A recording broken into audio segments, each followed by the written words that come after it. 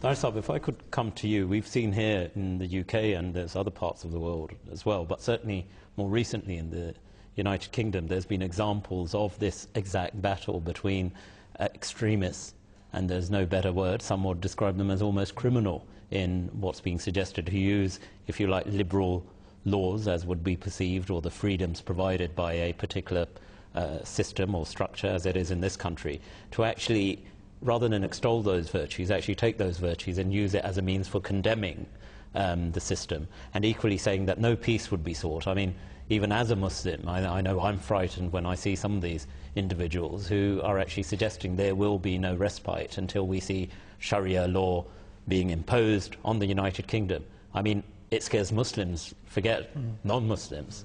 It's worrying for them. I mean, how can this be countered? And clearly, you know, Islam has been in the United Kingdom and other parts of the world for a long time. It was never an issue now. Why now? Or then, yeah, but I mean, why now? Obviously, as we know in this country, quite a number of years back now, maybe about 15 years, they created what they called the UK Islamic government. Indeed. Now, what was the purpose of it? The fact is, it's very clear in the Holy Quran that as a Muslim, we should obey Allah, we should obey the Holy Prophet Muhammad, and we should obey the government or those who's in authority. Now, alhamdulillah, in this country, this particular government, or in this country, they give rights. They allow us to practice our faith. So why do we need to have our own Islamic government? What is it going to achieve which we can't already achieve here? Under the present system. So the Holy Quran is clear. You should obey that authority. If that authority is telling you don't worship Allah, we're going to stop you from practicing your faith and imposing these sorts of things, then of course that's something which we go against. But that's not happening in this country. It is sometimes happening in Muslim countries, but it's not happening in this country. This country allowing us the freedom to practice our faith. So there's no problems for us to worship and live in this secular society. Could it not be argued that these are the exact values which I know Azhar just referred to, because it's the values that govern people, that these are in effect de facto Islamic values which are being implemented by Western democracies, arguably? It's when they don't have these values, and this is what we're trying to do as a community. We're trying to instill some very good moral values based on the Holy Quran. These values are found in this country, but sometimes, you know, they're not being emphasized as they was some time back. So the values has always been there, but unfortunately the people are getting more materialistic. They're not following God, and so things like lying and other things are coming in through TV and whatever. This influence is there.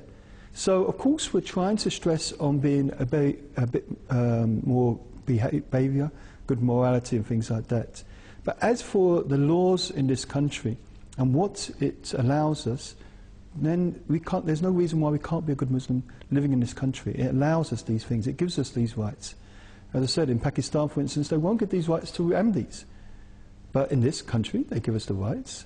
So if there was a reason for Islamic government, then maybe they can start to justify that. But certainly in this country, in the West countries, alhamdulillah, they are giving rights, and that's the most important thing. So there's no harm, and of course being a Muslim, we have to live within the country. So of course that becomes circular. But the faith is there. As long as we can practice that faith, then of course we've got to live in the world, and that's what we do. I've never found any problem in this country of practicing my faith, and of course living in this country. So I don't see why this concept of imposing the Sharia.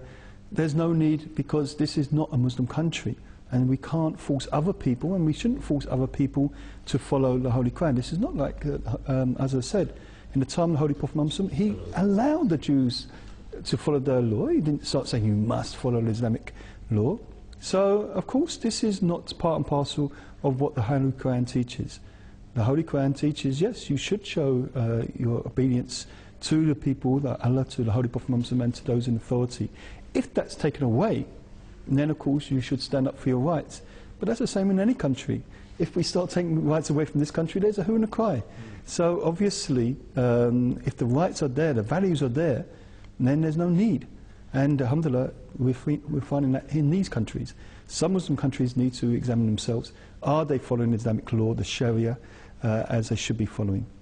a bit of inward thinking, I think, for many Islamic states. Jangusab, one can profess, one can, practice, one can propagate faith in a lot of Western democracies. The need for Sharia, as we've just heard, is secularism. The Western democratic system, if you like, is, and has done for many years, existed in perfect harmony, not just to allow Islam, but all faiths to practice freely. Where's this coming from? What's the inception of this sort of demand, this sort of worldwide call for Sharia to be imposed? And surely it's against a basic Quranic injunction that there shall be no compulsion in faith. Exactly, but I think taking up on my distinguished colleagues here, if anything has to be done, then the choice of the Sharia should be, or could be, offered to the people in any country. And then the Muslims living in that country could be asked, would you prefer to be judged according to this law, or would you prefer to be judged according to this law? They could be offered the chance to decide. In many cases that happens, though, in certain civil but matters. I can assure you that here in Britain... I have my hand cut off, thank you. Yeah, well, I think that's an option. This is exactly what Hazrat Khalifa Rabi, rahimahullah, said. He said that in Europe, we don't understand, what do these Muslims want from the Sharia? They're already allowed to pray, they're allowed to go for Hajj, they're allowed to do all the Sawm, the fasting in Ramadan. They're allowed to do everything that they can get married according to the Islamic way. They can they can bequeath their belongings after they die in the Islamic way. He said it seems the only thing they want is to be punished the Islamic way. That's the one thing that they feel is missing, and they want to have that. But on the other hand, I can assure you, after having seen many programs of the families of victims of murder cases, for example, if they were offered the option to have the person who was the one who did it, the murderer, judged according to British law, or judged according to Islamic law, many of the English victims, the families of the victims, would opt for the Islamic law, because I have seen myself that they say that a life for a life. He has destroyed, and not only that life, he's destroyed our lives as well, and he should lose his life. It's not fair to have him, have like maybe 30 years or something, and maybe getting out after 20 years with good, because of good behavior, or something like that. They might well go for the Islamic option if it had been offered to them. And we must also point out something which is very often missed. You see, there is no such thing as Islamic, punishments. It's not Islamic. It's Allah addressing mankind and telling you, you have these problems, here is the solution. They're already implementing so many of those solutions in these countries as we speak. They are the solutions given by Allah. For example, He says if two countries are in disagreement and they're fighting, all the other countries should come together and fight against the transgressor until it comes back to peace again. They're already implementing that. That's a solution given by Allah in the Quran. That's not necessarily, like we call it an Islamic solution. It's the solution given by God to mankind. Indeed. Why call it Islamic? Why call it Sharia? When it's one solution given, now it's for the people to accept it or to refuse it. But for every problem affecting mankind, Allah has given a solution in the Quran. Now it's for them to choose it or to leave it. So when we say that Sharia is going to be implemented or is going to be enforced, I think what the people really fear is who is going to enforce that. Who are the enforcers? Yes. Indeed. Now the question was, when does a Muslim country or Muslim nation, which is secular, become Sharia governed? That was the real question. I think today that happens when the mullahs and the imams are allowed to come to power. That's when it happens. And it's not good news. Mm-hmm. Because then you're mixing religion with politics, and then everything goes haywire.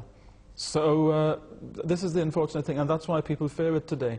But if they looked at it from the academic point of view, then they would see that this is a solution, a set of solutions being given here, to take or to leave. But if they take them, they will benefit. And their own nature is crying out for these things themselves, as you will see, as when you listen to the victims speak, you see. Of course.